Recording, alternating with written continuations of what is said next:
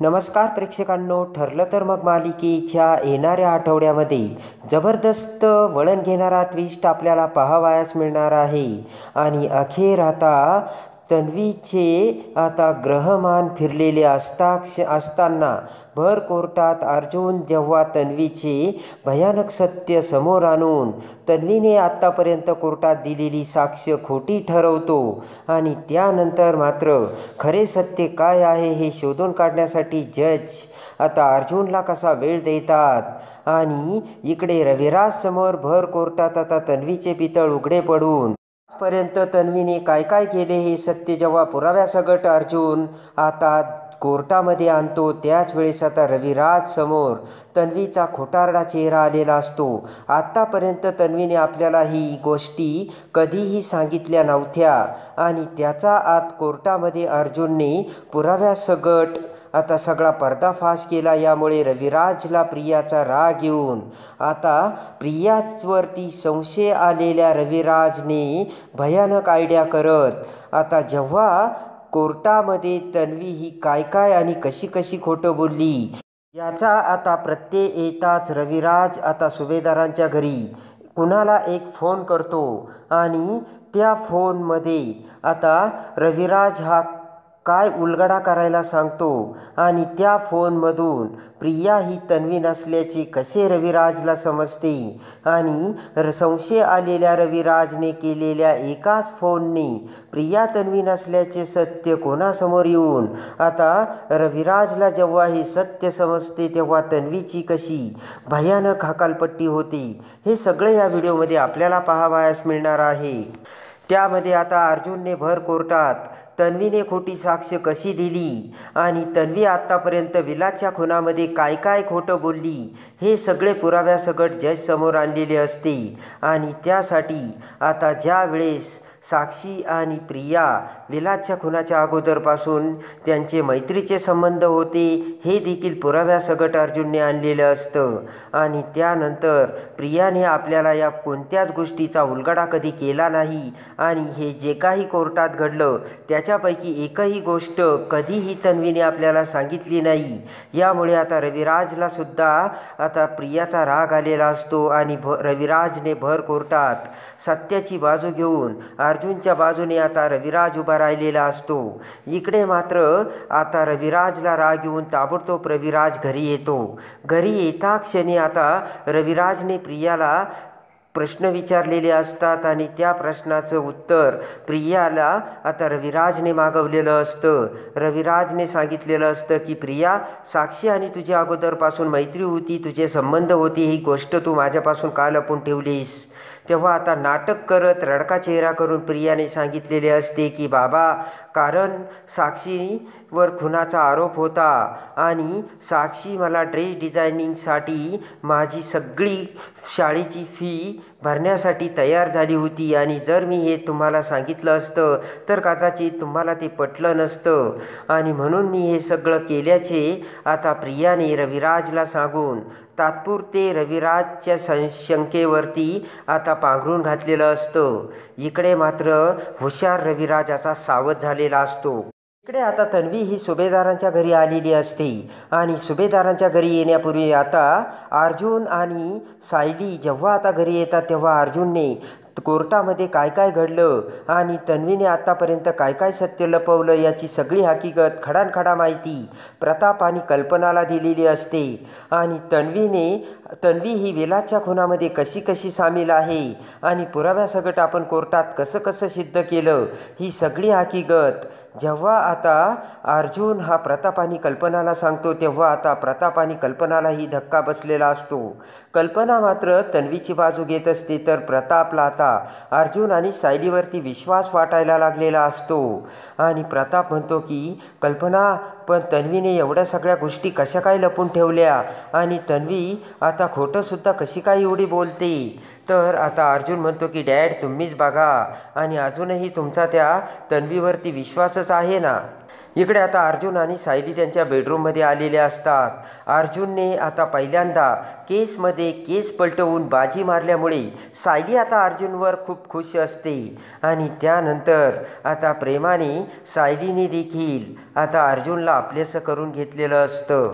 इकडे आता तन्वी घरी आलेली असते आणि तन्वी घरी येताच इकडे सायलीने किचनमध्ये आता नाश्ता बनवलेला असतो आणि पटकन आता तन्वीला खाण्यासाठी सायली ही नाश्त्याची डिश घेऊन येते. पण आता तन्वीला राग आलेला असतो आणि रागाने जेव्हा आता सायली तन्वीसमोर येते त्याच वेळेस आता लगेचच कोर्टाचा राग सगळा बाहेर काढून तन्वी म्हणते की सायली, कोर्टामध्ये माझ्यावरती आरोप करतेस आणि इथे मला नाश्ता खायला घेऊन येतेस, कसलं नाटक आणि कसली ढोंग करतेस तू, असे म्हणत जोराने त्या नाश्त्याची प्लेट आता तन्वीने वर हात मारून उधळून लावलेली असते.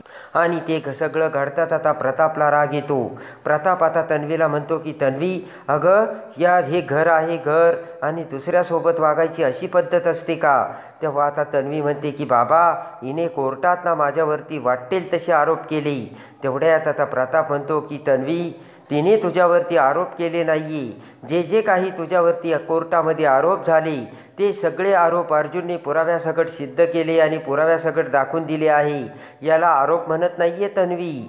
ते ऐकून आता तन्वीचा देखील चेहरा पडलेला असतो आणि अर्जुन आणि सायलीने कोर्टामध्ये घडलेलं सगळं काही आता प्रताप आणि कल्पनाला सांगितल्याचे प्रियाच्या लक्षात आलेले असते आणि अजून प्रियाला राग आलेला असतो. आता मात्र प्रियाला तिथे काही बोलता येत नसते. रागाने प्रिया आता आतमध्ये जाते आणि प्रिया जात असताना म्हणते की तुम्हाला ना कुणालाच माझ्यावरती विश्वास वाटत नाही आहे, बरोबर आहे ना, असे म्हणत आता रागाने प्रिया बेडरूममध्ये गेलेली असते.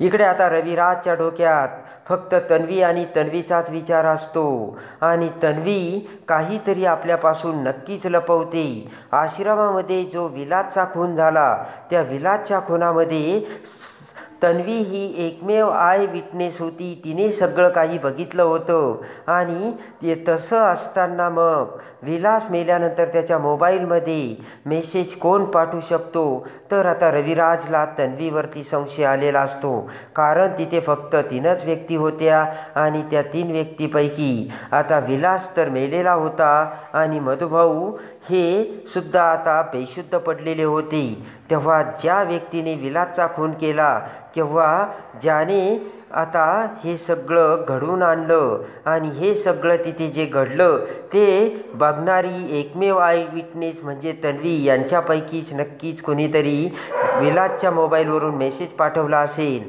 असा आता तर्क रविराजने केलेला असतो आणि तो अगदी बरोबर असतो. आता रविराज विचार करतो की तन्वी आपल्यासोबत तर खोटं बोलली नसेल ना. इतकं सगळं होऊनही एवढं सगळं काही कोर्टात सिद्ध होऊन तरीसुद्धा तन्वी मानायला तयार नाही. लहानपणीची आपली ही तन्वी आणि मोठेपणी झालेली ही तन्वी, दोघींमध्ये जमीन आसमानचा फरक आहे. आपल्याकडूनच काहीतरी चुका होतात का? प्रत्येक गोष्ट कोर्टात ही तन्वी खोटं बोलली आणि ते खोटं कसं हे अर्जुनने कोर्टासमोर आणलं.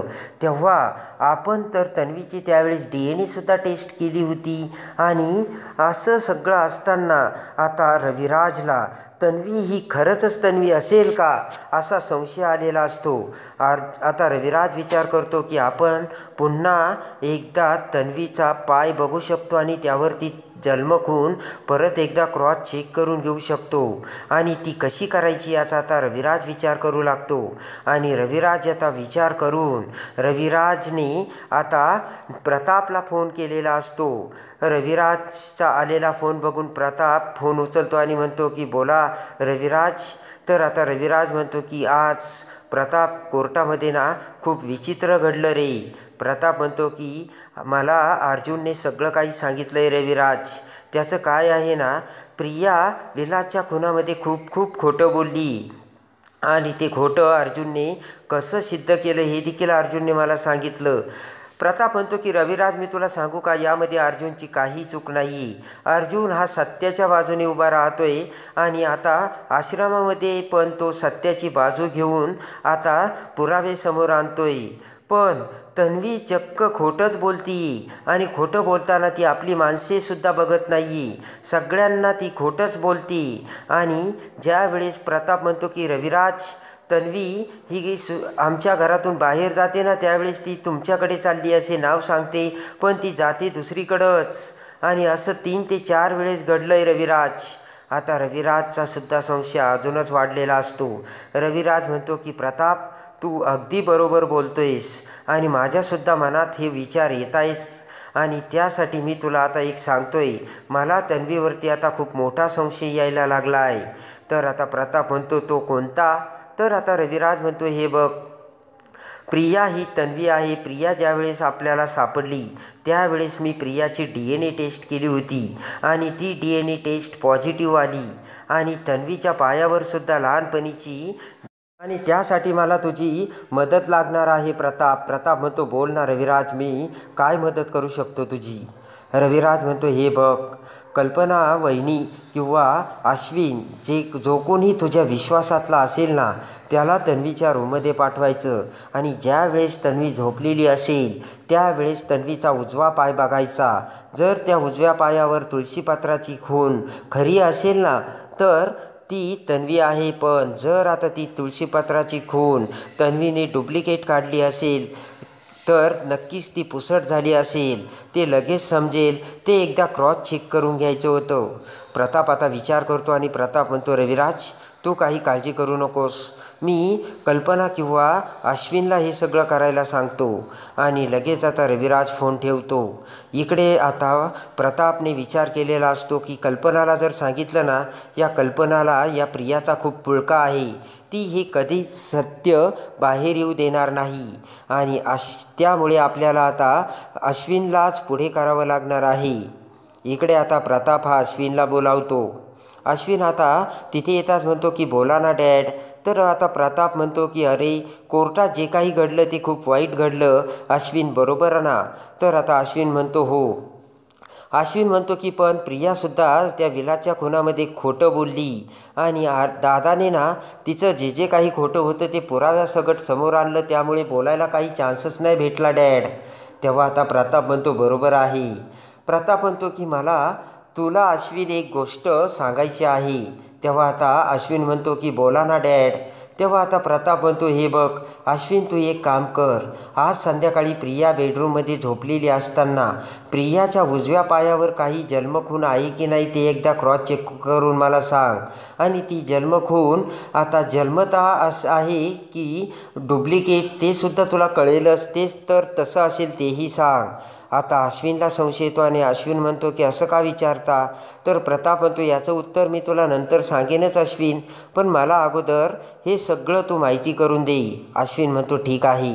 आता त्याच रात्री प्रिया ही तिच्या बेडरूममध्ये झोपलेली असताना अश्विनने आता डाव आखलेला असतो आणि झोपेत असलेल्या प्रियाचा अश्विन आता उजवा तळपाय उघडा करतो. तेव्हा त्या तळपायावर कोणतीच जन्मखून नसल्याचे आता अश्विन समोर आलेले असते आणि सगळ्यात मोठा धक्का अश्विनला बसलेला असतो.